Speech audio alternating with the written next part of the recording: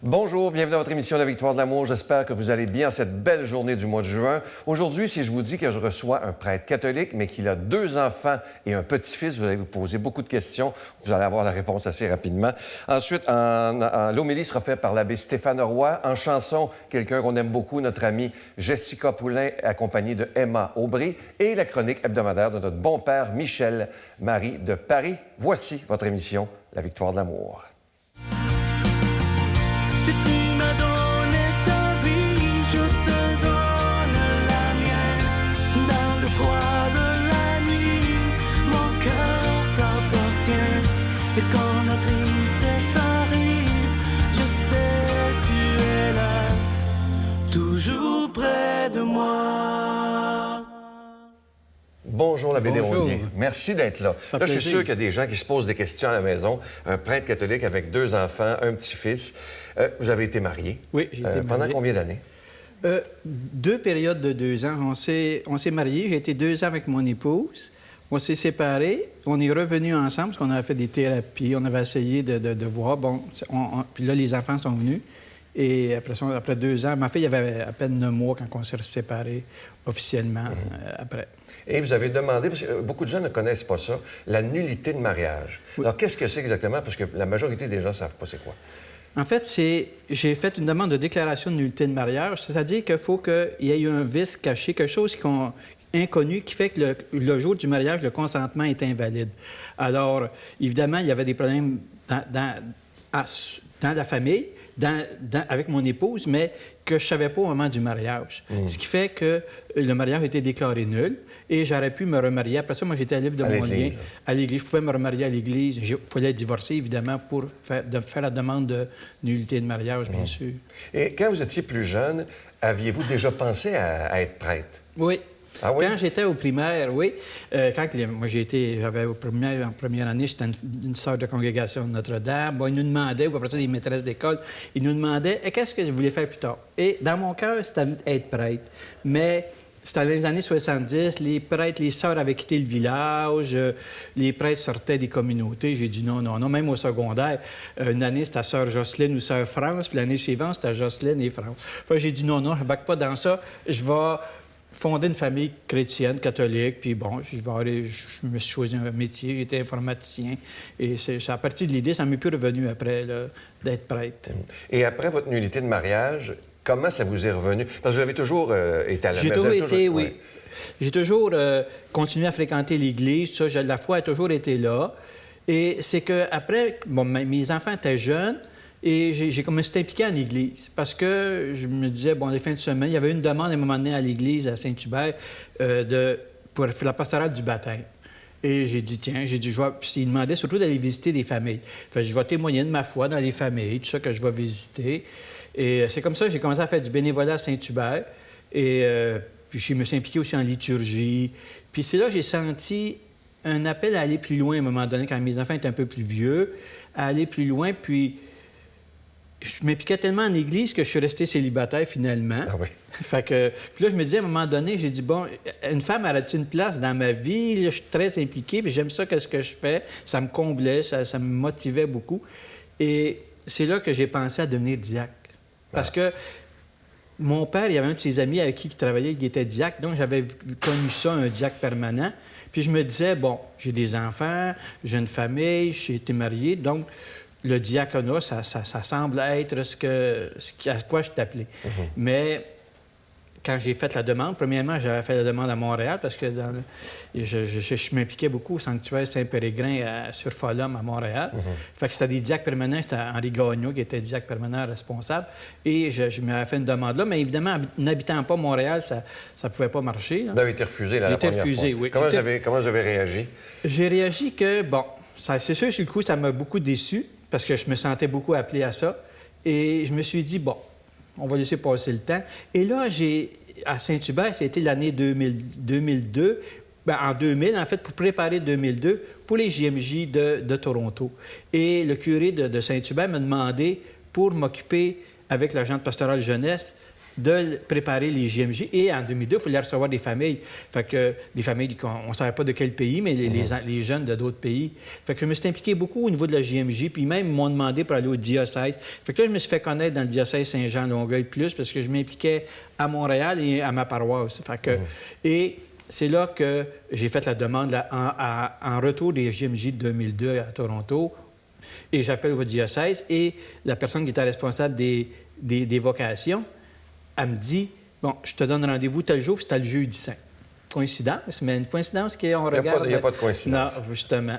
Et j'ai proposé mon projet. Il a très bien accueilli ça parce que le diocèse Saint-Jean-Longueuil était plus ouvert au diaconat permanent, qu'avant était plus restrictif là-dessus. Et elle m'a présenté au responsable des vocations, des prêtres et des diacres. Et lui, il m'a dit, quand on s'est rencontrés, as-tu déjà pensé être prêtre? J'ai dit oui quand j'étais jeune, mais il m'a dit, tes enfants, ils ne seront pas toujours avec toi, ils vont être autonomes un jour. Là, il y avait quel âge les enfants à ce moment-là? 16-17 ans, Okay, 15-16-17 ans à peu près. Et bon, ça m'a un peu bouleversé sur le coup parce que, dans le fond, je raisonnais avec ma tête, là.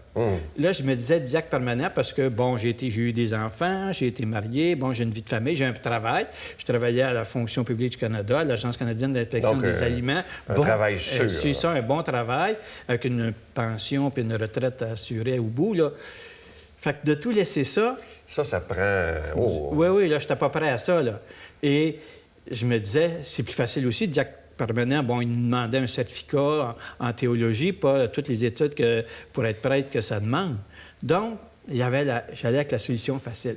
Mais après réflexion, je voyais que j'aimais beaucoup la liturgie, j'aime beaucoup annoncer Jésus-Christ. Et c'est pas le rôle du diacre. Le diacre, c'est des œuvres de charité, c'est de travailler au service de l'évêque. Bon. Fait que je me suis dit, puis il m'a dit, bien, va essayer des cours, tu vas voir comment ça va. Parce que l'informatique, en informatique, puis la théologie, c'est deux mondes différents. Hein. En informatique, c'est blanc ou c'est noir, c'est 0 ou c'est 1. En théologie, c'est toujours gris un peu. Ouais. C'est jamais un ou l'autre.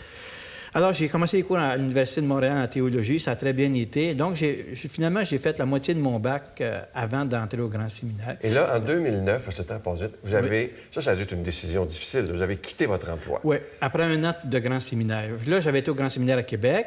Je voyais que ça allait bien, donc j'ai quitté... Vous n'avez pas eu un pincement au cœur de dire, je quitte tout ça, c'est là? sûr, oui. Une sécurité financière? Oui, c'est ça. Puis même avant, j'avais dit aux enfants, mais il ne faut pas trop dépenser. Acheter un téléviseur plat, à l'époque, c'était quand même assez cher. Ouais. J'ai dit non, faut que je me garde de l'argent pour vivre pendant les années que je vais au grand séminaire, pas de salaire. On a quand même une maison, un auto, etc. Hein? Ça prend un acte de foi. Mais quand on veut, je sens ça aujourd'hui, je me dis, on a la grâce du moment. Hein? Parce que j'ai étudié, je faisais 2 cours par session puis travaillais en même temps, m'occuper des enfants. Mes enfants, quand j'ai été ordonné, là, j'ai dit, le premier merci, c'est aux enfants, d'avoir accepté cette démarche-là. Mais comment est-ce qu'ils ont réagi quand vous avez dit, papa veut devenir prêtre? Sur le coup, ils ont assez bien réagi parce qu'ils me voyaient souvent être en service, puis quand ils étaient jeunes, je les emmenais, puis tout ça. C'est qu'à un moment donné, plus vieux, bien là, ils m'ont dit, puis là, je leur ai dit, bien, être prêtre, je vais laisser mon emploi. Ils ont dit, t'es fou, laisser un emploi stable. Puis les autres, ils commençaient à travailler comme emploi d'été, puis ces choses-là. Donc, eux autres, ils commençaient c'est vrai qu'au vu de la société, c'est fou, complètement. Oui. Ah ouais. Mais... Par contre, les gens me disaient, j'ai pas eu de commentaires négatifs quand même des gens directement parce qu'ils me disaient, si tu es capable d'aller au bout de ta passion, ils disaient pas, bon, ta foi, tout ça, les gens au bureau, mais ils ont très bien accueilli ça quand je leur ai annoncé que je quitterais parce que c'était comme dire aller au bout d'une passion et d'être heureux et de ce que pouvait me le permettre. Fait que c'est ça. Fait que les enfants, ils m'ont suivi dans ça. Ils sont toujours très heureux de me voir comme prêtre, ils me voient épanoui, tout ça. Par contre, des fois, c'est sûr, on a tellement des grands besoins au niveau de l'Église. Les prêtres sont de moins en moins nombreux, vieillissants. C'est que des fois, on ne s'en rend pas compte, on embarque dans des choses, on accepte des choses. Ils vont me rappeler oui, parce que vous continuez de dire que la priorité de votre vie reste vos enfants. Reste mes enfants. Puis je me suis toujours dit, s'ils ont besoin, il faut que je sois là pour eux. Parce que quand j'ai décidé d'être père de famille, je l'ai décidé pour la vie. Et alors, ils font partie intégrale de ma vie. Puis j'ai dit, jamais je les renierai, c'est certain. Est-ce que, une question qui me vient, que je n'avais pas prévue, est-ce que le fait d'avoir été marié, d'avoir vécu une situation conjugale, d'avoir des enfants, fait de vous un meilleur prêtre? La question qu'on me pose souvent. Mais non. Parce que je me dis, chaque prêtre a son charisme et sa spécialité. Par contre, c'est sûr que les couples, les gens qui ont des difficultés... se confient plus facilement. Se confient plus facilement. Ils sont heureux. Ils me disent, bien, toi, tu sais qu'est-ce que c'est la vie de couple. Tu sais c'est quoi avoir des adolescents. Et c'est vrai. Et je peux pas le nier, ça. Et aussi, bien, il y a une certaine confiance parce que j'ai été marié, puis tout ça. C'est comme, j'ai connu c'était quoi faire l'amour, puis connaître une vie de famille, puis tout ça. Tandis que... des fois, les autres, bien, ils m'ont dit ils vont être un peu mal à l'aise d'aller se confier à eux. Mais il m'a dit, un autre prêtre va avoir un autre charisme, puis c'est très bien aussi, là. Là, je vais vous poser une question. Je ne veux pas qu'elle soit une question piège. Croyez-vous qu'un jour, l'Église devrait accepter que les prêtres puissent être mariés? Moi, je suis convaincu que oui. Et je suis convaincu que ça va finir par venir. On est dans un autre contexte. D'ailleurs, au début de l'Église, les prêtres étaient mariés. Ben oui, tout à fait, oui. Et puis, c'est une question de contexte. Jésus a guéri la belle-mère de Pierre, fait qu'il était marié. Hein? Ben oui. C'est le premier pape, quand même. C'est ça, exactement. Et il me semble que ça soit une liberté. Tu n'es pas obligé, si tu as le goût de rester célibataire et tu es bien dans ça, pourquoi? Pas nécessaire de te marier, mais que des prêtres, des hommes mariés puissent devenir prêtres, ben, je pense que c'est une richesse pour l'Église et non pas une perte, parce que tout professionnel qui se donne à 100 un chirurgien ou n'importe quel métier, quelqu'un qui se donne, il va se donner au 100 aussi, même s'il est marié. Là. Hein? Ouais. Et, bon, Vous êtes un grand-papa maintenant? Ben oui. Il a quel âge, le petit Félix? Il va avoir 9 mois. Il y en a même 10 mois. Là. Ah oui? Ouais, Et comment vous vivez ça, d'être grand-papa en plus? Ah, c'est une Parce très que belle... vous êtes un PPP, finalement. Un père, un prêtre et un grand-père. C'est ça. Très heureux et ça redonne de la vigueur aussi. L'autre jour, j'accompagnais quelqu'un dans la vie, une amie à moi, dans la mort, hein, fin de vie. Et de revoir mon petit-fils entre-temps, bien, ça redonnait toute la vie, la jeunesse et toutes les possibilités que lui il a dans sa vie. Et puis on passe tout, hein, puis on revient, on retourne vers le Père à un moment donné. Ouais. En tout cas, je vais vous dire que je suis proche de vous, on voit vos yeux, on voit que vous êtes un homme heureux, un prêtre heureux. Merci de tout cœur d'être ce que vous êtes. Plaisir. Et je vous offre une très belle chanson interprétée par Jessica Poulain et Emma Baudry, Abba, Père.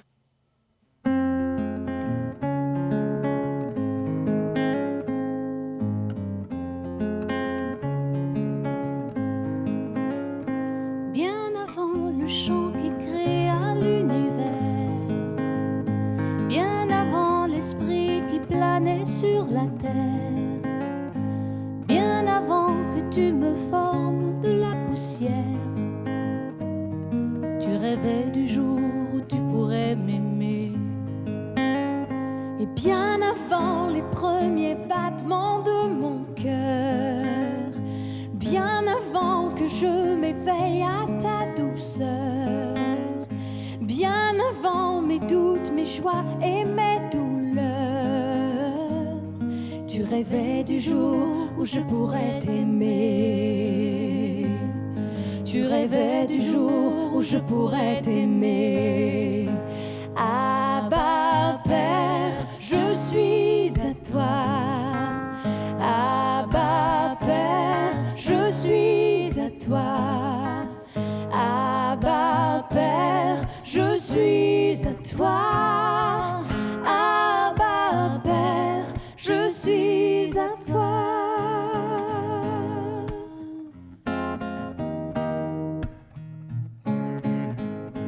Bien avant que Jésus marche sur la terre, bien avant le Fils qui nous montre le Père, bien avant que les cieux sur moi soient ouverts, tu rêvais du jour où tu pourrais m'aimer.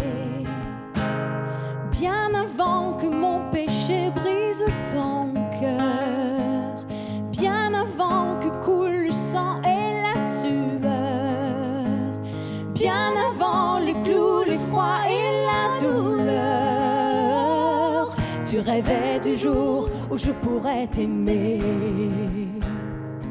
Tu rêvais du jour où je pourrais t'aimer. Abba, Père, je suis à toi. Abba, Père, je suis à toi. Abba, Père, je suis à toi. Abba, Père, je suis à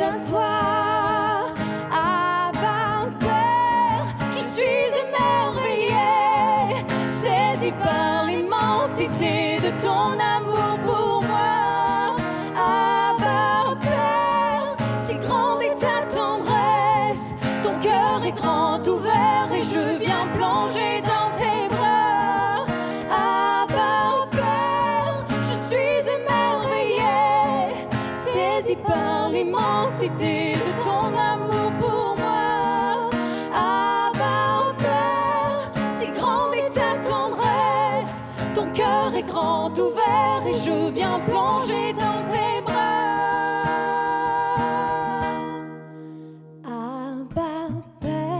Je suis à toi, Abba Père, je suis à toi, Abba Père, je suis à toi, Abba Père, je suis à toi.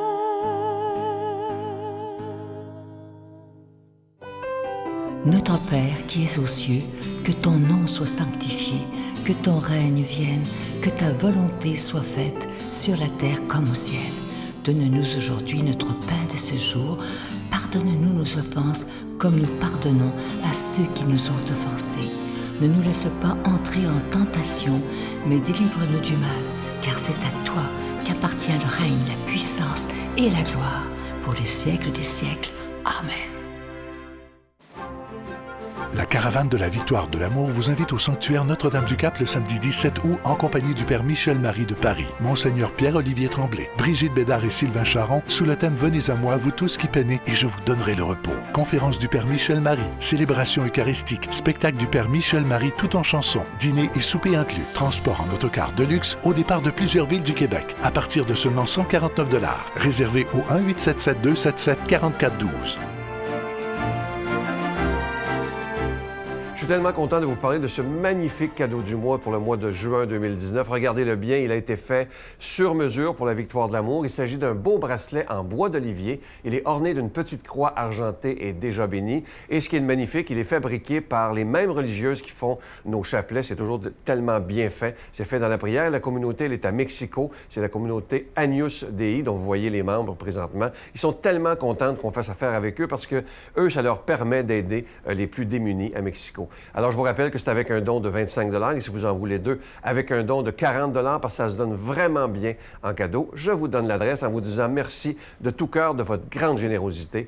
La Victoire de l'amour, case postale 120, succursale Boucherville à Boucherville, J4B 5E6, je vous la redonne. La Victoire de l'amour, case postale 120, succursale Boucherville à Boucherville, J4B 5E6. Également par téléphone, par carte de crédit, dans le 514-523-4433, 523-4433 ou sans frais le 1-888-811-9291, 1-888-811-9291 et aussi sur notre site Internet. Vous savez que c'est une façon très rapide et très sécuritaire de faire votre don. C'est le www.lavictoiredelamour.org.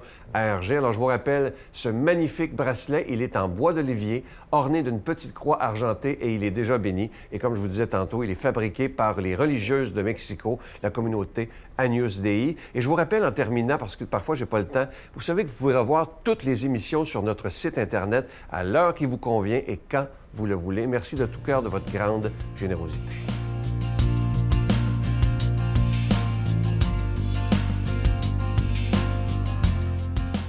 Bonjour à vous tous, voilà une question à laquelle je réponds volontiers. Pourquoi l'Église encourage-t-elle la prière du chapelet alors que le Christ nous dit de ne pas rabâcher en priant? Eh bien d'abord une petite précision, ce n'est pas l'Église qui nous dit de prier le chapelet, c'est la Sainte Vierge. Car en de nombreuses apparitions, lourdes en tête, mais aussi à l'île Bouchard, comme à Fatima, Marie a prié le chapelet en compagnie des voyants. Bernadette affirmait qu'elle ne savait que dire le chapelet, et encore disait-elle, parce que la Sainte Vierge me l'a appris.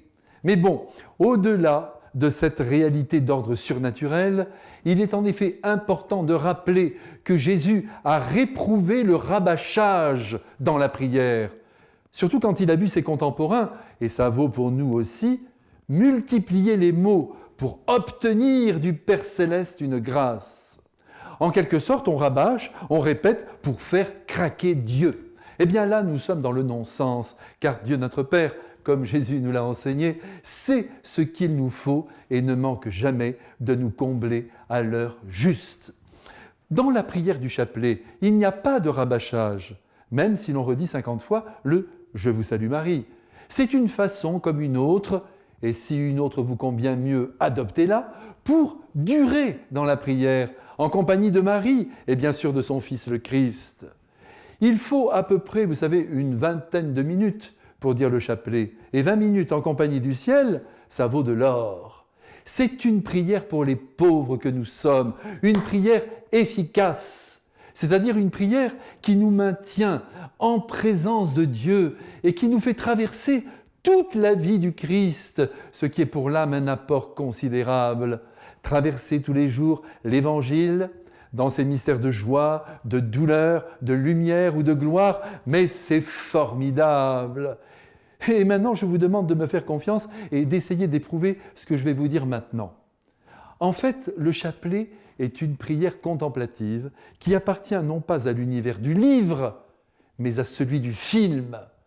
Lorsque vous commencez sa récitation, ne vous fixez pas sur les mots que vous prononcez, visualisez le mystère. Par exemple, l'Annonciation.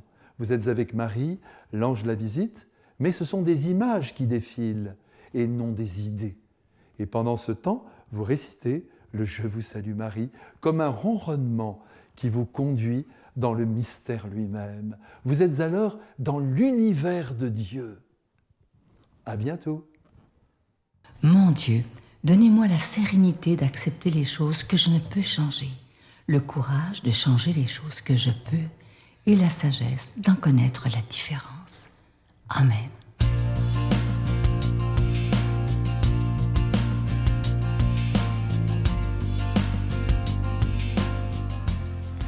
Bonjour à toi, aujourd'hui est bon dimanche de la Pentecôte.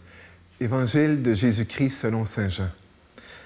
À l'heure où Jésus passait de ce monde à son Père, il disait à ses disciples, « Si vous m'aimez, vous garderez mes commandements. Moi, je prierai le Père, et il vous donnera un autre défenseur, qui sera pour toujours avec vous. » Jésus leur dit encore, « Si quelqu'un m'aime, il gardera ma parole. Mon Père l'aimera, nous viendrons vers lui, et chez lui, nous ferons une demeure. Celui qui ne m'aime pas ne garde pas mes paroles. Or, la parole que vous entendez n'est pas de moi, elle est du Père qui m'a envoyé. Je vous parle ainsi tant que je demeure avec vous, mais le Défenseur, l'Esprit Saint, que le Père enverra en mon nom, lui vous enseignera tout, et il vous fera souvenir de tout ce que je vous ai dit. » On parle de l'Esprit, et avec raison, c'est sa grande fête. Et chez Dieu, tu sais, quand c'est fête, eh bien, il se plaît à donner. Et qu'est-ce qu'il donne de mieux si ce n'est que lui? Et il se donne comme esprit. Dans le vocabulaire biblique, en hébreu, en grec, le mot pour désigner l'esprit veut dire souffle. Vent. Mais j'aime beaucoup plus souffle. Pourquoi? Parce que ça vient de l'intérieur. Du vent, on peut s'en faire. Mais un souffle, ça vient de l'autre. Ça vient de celui qui souffle sur moi. Et c'est justement ce que ça veut dire. C'est que Dieu nous donne de son intérieur. Il nous donne de lui-même, il nous donne de ses tripes. Et plus le vent, plus le souffle, plus l'esprit est fort, plus ça vient de lui-même. Comme au début de la création, au livre de la Genèse, comme Jésus sur la croix, lorsqu'il a expiré, et lorsque Jésus est apparu le jour de Pâques, qu'il a soufflé sur ses apôtres, en leur disant « Recevez l'Esprit ». Je ne sais pas si tu as déjà eu à courir parce qu'il fallait que tu te pousses de quelqu'un ou que tu voulais appeler de l'aide, puis tu as manqué de souffle. Je ne sais pas si tu as déjà mangé un coup dans le ventre, physique ou moral, du fait qu'on t'a annoncé une mauvaise nouvelle, puis que le souffle t'a coupé. L'esprit, à ce moment-là, prend un nom. C'est le défenseur, c'est l'avocat, c'est le consolateur. Et aujourd'hui, il nous est donné. L'abbé Desrosiers, tantôt, parlait de son désir, malgré sa bonne position, malgré le fait qu'il était à l'aise, malgré le fait que le monde ont peut-être dit « T'es un fou, t'es un malade de faire ça, toi, là. » Je me rappelle de m'avoir fait dire ça, moi, il y a quelques années, lorsque j'ai lâché un amour pour me faire prêtre. Tout le monde me disait « T'es un de fou. » Eh bien, c'est parce qu'on a une drive à ce moment-là. On a un vent qui nous pousse dans le dos, un vent dans les voiles. Et c'est le vent toujours de l'esprit, le vent de l'amour, le vent de la passion. Parfois, on a besoin d'un souffle parce qu'on n'en a plus. Et parfois, on a un souffle qui nous est donné parce qu'il faut avancer. Il faut aller. Et Jésus, d'ailleurs, va le dire à Nicodème dans un autre passage de Saint Jean. Le souffle, tu ne sais ni d'où il vient ni où il va, mais attache ta tuque qu'il est là. Et aujourd'hui, c'est ce qui nous est donné. Quand je pense au vent, j'ai eu maintes expériences du souffle dans ma vie, moi. Puis honnêtement, j'espère en vivre toujours. Présentement, j'aimerais avoir du souffle.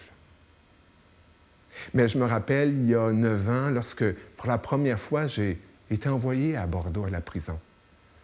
Honnêtement, j'avais la chienne. J'avais peur. On dit que c'était une des prisons les plus violentes, que parfois le sang coule plus souvent qu'on le voudrait. Et je me rappelle, dans ce gigantesque bâtiment, on m'avait emmené au cœur de Bordeaux, et puis je voyais les secteurs, les wings, les gars, 3 étages, des secteurs de 198 gars. Et là où il n'y a pas jamais de vent, et ça fait 9 ans que j'y suis, et franchement, j'ai jamais senti de vent là, il m'est venu une draft de vent. Et je me suis dit, je suis chez moi. Eh bien, quand il dit on va faire sa demeure en lui, je me dis c'est souvent cette draft qui fait qu'on se sent chez soi. L'hiver, à Bordeaux, j'ai souvent quand j'enlève mes bottes, j'ai souvent des pantoufles, puis je me promène à journée longue. C'est donc cet esprit que je te souhaite, que le Père, le Fils, eh bien, te l'envoie. Et puis qu'il te donne consolation, défenseur, amour, tout ce que tu veux. Bonne fête de la Pentecôte. Je vous salue Marie, pleine de grâce. Le Seigneur est avec vous. Vous êtes bénie entre toutes les femmes, et Jésus, le fruit de vos entrailles, est béni. Sainte Marie, Mère de Dieu, priez pour nous pauvres pécheurs, maintenant et à l'heure de notre mort. Amen.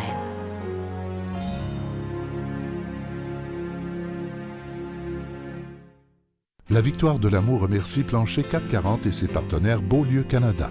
La référence en couvre-plancher. Et Impex, pour des projets mur à mur. J'espère que cette émission vous a plu. Je vous invite à notre prochain pèlerinage, la dernière sortie publique de la Victoire de l'amour avant le 25e qui aura lieu en juin 2020. Ça aura lieu le samedi 17 août prochain. On s'en va tous ensemble au sanctuaire Notre-Dame-du-Cap, passer une journée complète en compagnie, entre autres, du bon père Michel Marie de Paris. Il y aura aussi la présence de Monseigneur Pierre-Olivier Tremblay. Brigitte Bédard sera là. Je serai là également. Le thème qui a été choisi par le père Michel Marie, « Venez à moi, vous tous qui peinez, et je vous donnerai le repos ». Là, les autobus vont arriver vers 10 h le matin au sanctuaire Notre-Dame-du-Cap. Il y aura des visites. Ensuite, le dîner se fait au sanctuaire. Tout le monde ensemble. Ça va être des beaux moments. Conférence du bon père Michel Marie, célébration eucharistique avec Monseigneur Pierre-Olivier Tremblay et le père Michel Marie. Le tout se termine avec un spectacle, tout en chanson, avec le père Michel Marie. Le souper est inclus également, le transport en autocar de luxe. Et je vous donne les villes rapidement d'où les autobus partent. Drummondville, Gatineau, Granby, Laval, Longueuil, Montréal, Québec, Sherbrooke, Saint-Hyacinthe, Valleyfield, Beauce, Bois-Franc et Lanaudière. Réservez rapidement le tout pour à partir de 149 $. Il n'y aura pas de supplémentaire, c'est une journée seulement. Et vous allez voir, on va manquer de place comme toujours. Le numéro de téléphone, 1-877-277-4412. C'est avec Expression Voyage. Je vous souhaite une belle journée. À demain. Bye.